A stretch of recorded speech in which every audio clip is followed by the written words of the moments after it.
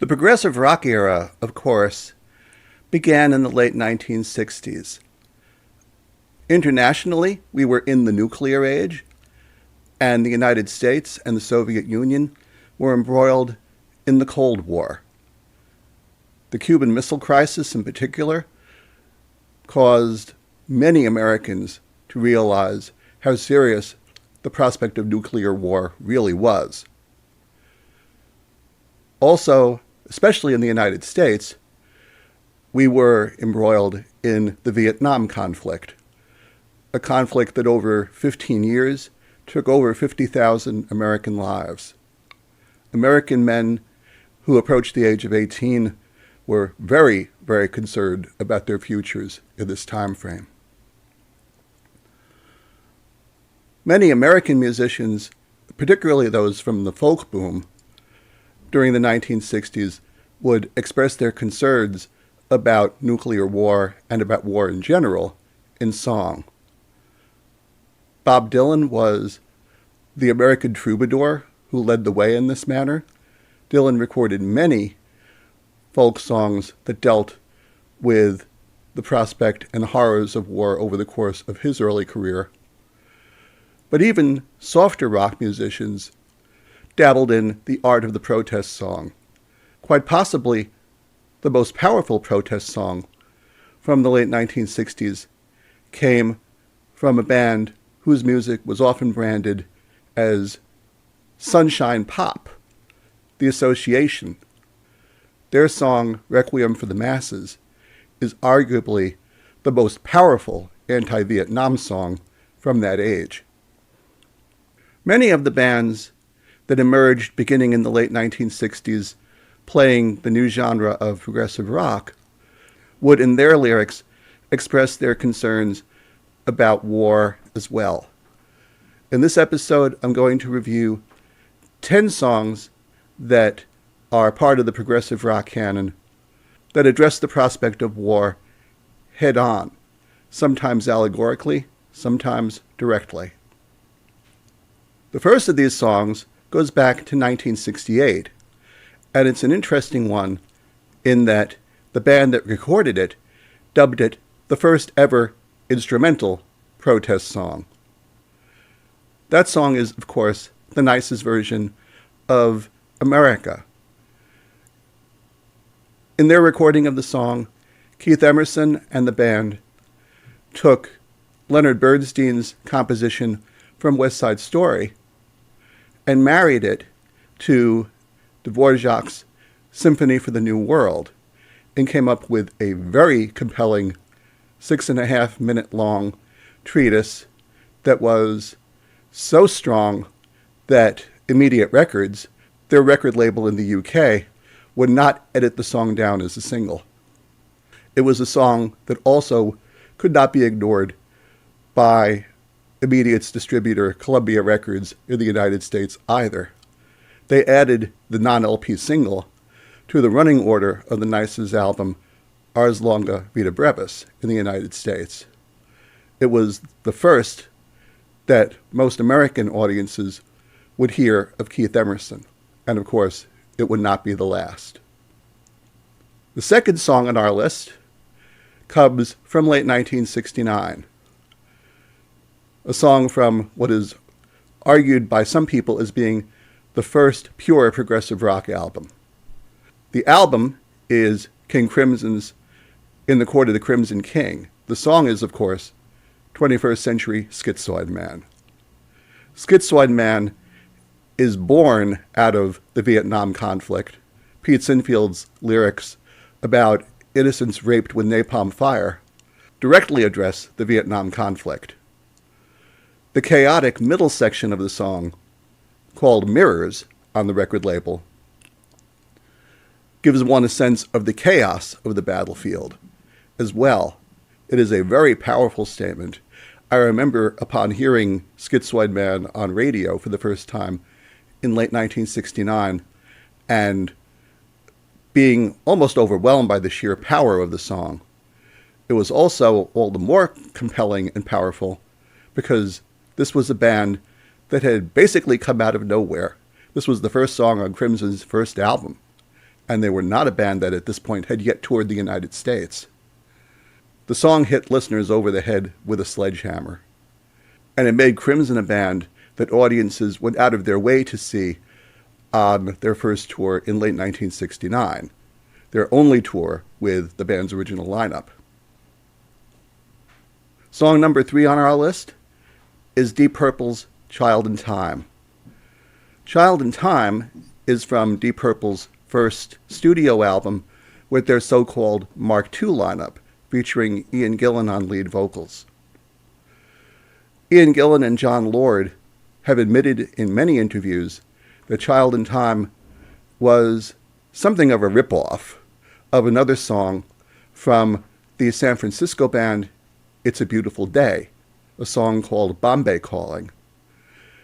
Ian Gillan took what John Lord had taken musically from Bombay Calling and married it to a set of lyrics about a nuclear holocaust, and in the process created one of Deep Purple's most compelling live tracks, so compelling that upon the composers Andrew Lloyd Webber and Tim Rice hearing Deep Purple perform the song live in concert, that the composers realized that they had found the right candidate to appear on the rock concept album that they were in the process of crafting at the time, Jesus Christ Superstar. Song number 4 is Question by the Moody Blues, from their 1970 album, A Question of Balance. Justin Hayward's song Question was actually released as a single in a different form from that appeared on A Question of Balance about a month or so before the album came out. I arguably think the mix on the single version is, when compared to the stereo mix that appears on the album, the stronger of the two. The single opens very starkly with just the quickly strummed acoustic guitar from Hayward that leads into the opening vocal, which sets the tone for the song without being too overbearing.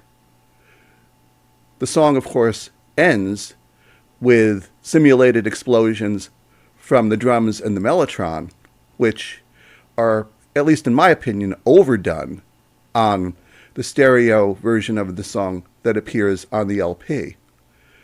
Both versions of the song are very strong, and it's one of the more memorable songs by the Moody Blues from this period.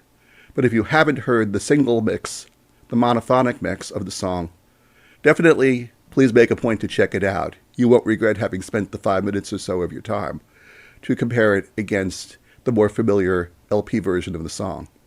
Song number 5 is also from 1970, The Knife by Genesis.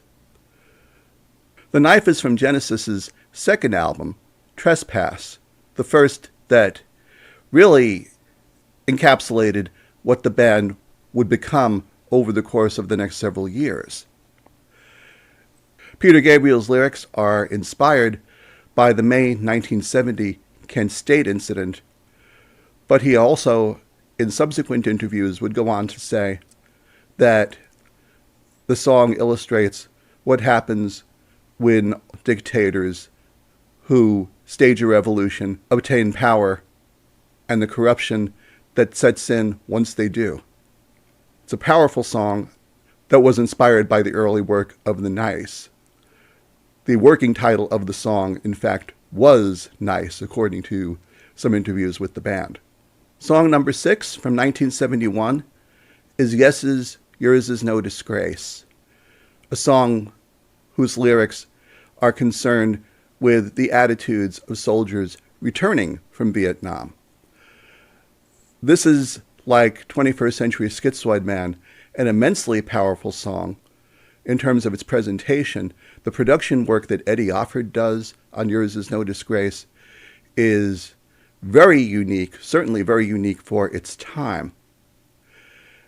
And it was all the more powerful as it was with King Crimson a couple of years before, in that most American audiences had not heard this band before. Yes had, of course, made 2 albums prior to the album the Yes album, on which Yours Is No Disgrace appeared.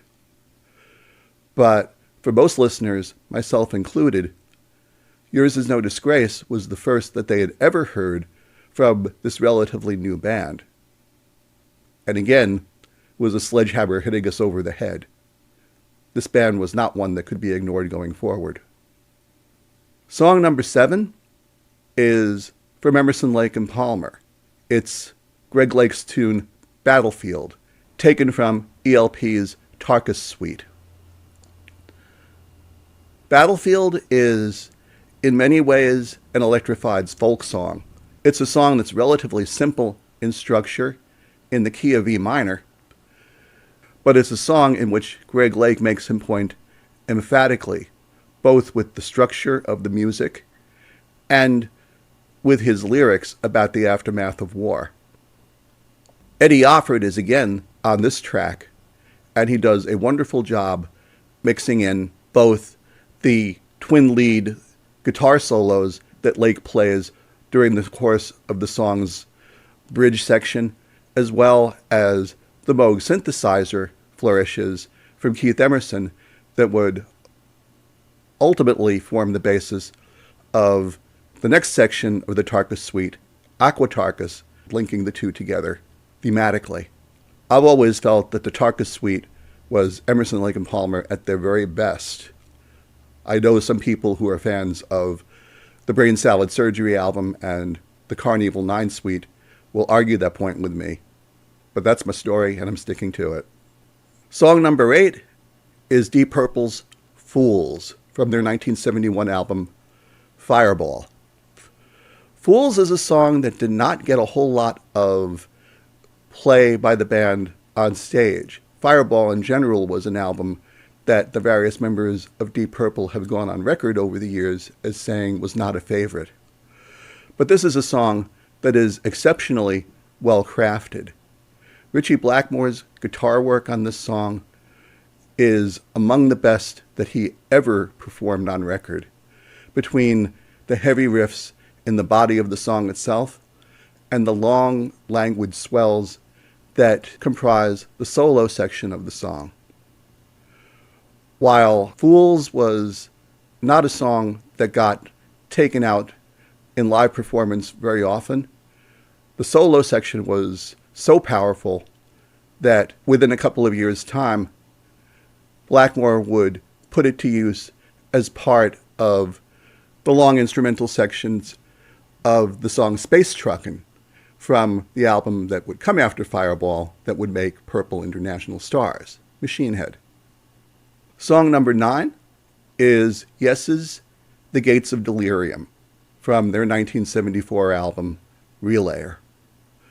Gates is a sidelong track that is very much indebted in terms of its content to Leo Tolstoy's War and Peace. Gates, of course, is comprised of 3 sections. One that discusses the background leading up to the conflict. The second instrumental section is a musical depiction of the conflict itself with a significant amount of found percussion sounds. Yes, in this time frame, we're obviously listening to the work of their former drummer, Bill Bruford, as well as his compatriot, Jamie Muir, in the mid-70s version of King Crimson, and achieved a masterful sound in the battle section. The third, very plaintive section of Gates is the devotional section that would ultimately be known as Soon. This piece of the song was so compelling and so beautiful that it was eventually culled from the album as a single. And while it wasn't Yes's best performing single, it was certainly one that was memorable and which received a fair amount of radio airplay to support the album during 1974 and 1975. Our 10th and last song on our list is Pink Floyd's Not Now John from their album The Final Cut. This song is, of course, several years newer than the others on our list. The Vietnam conflict ended in 1975, and so there were, as far as artists coming to the fore to protest or express their concerns about war, there was less immediately happening to focus on.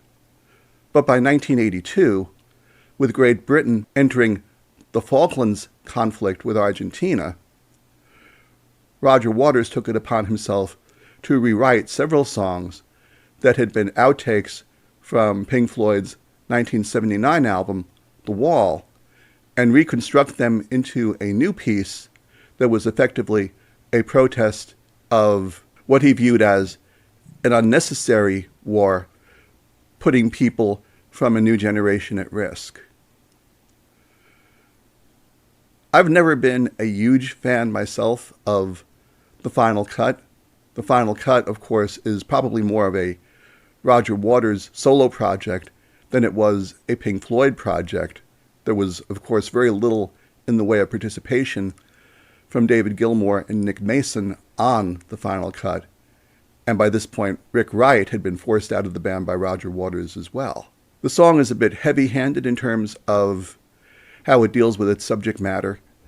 I've always felt that subtlety works better on heavy subjects like this. It's one of the reasons that the Association's song, Requiem for the Masses, is so very effective. But that being said, The Final Cut is an album that should be heard. It's one that gives tremendous insight into the soul of Roger Waters, the artist, and as his de facto first solo album, is one that sets the stage for much of his career going forward. That's my list of 10 songs. I suspect that there are others that our viewers here can think of as well. By all means, if there are others that you would have included on this list, feel free to add those to the comments. Curious to hear what you have to say there, as always. If you liked the episode, please click on like. And if you haven't subscribed to the channel yet, please subscribe to Progpaganda and join us for future episodes going forward. We hope to see you again soon. You take good care. Bye-bye.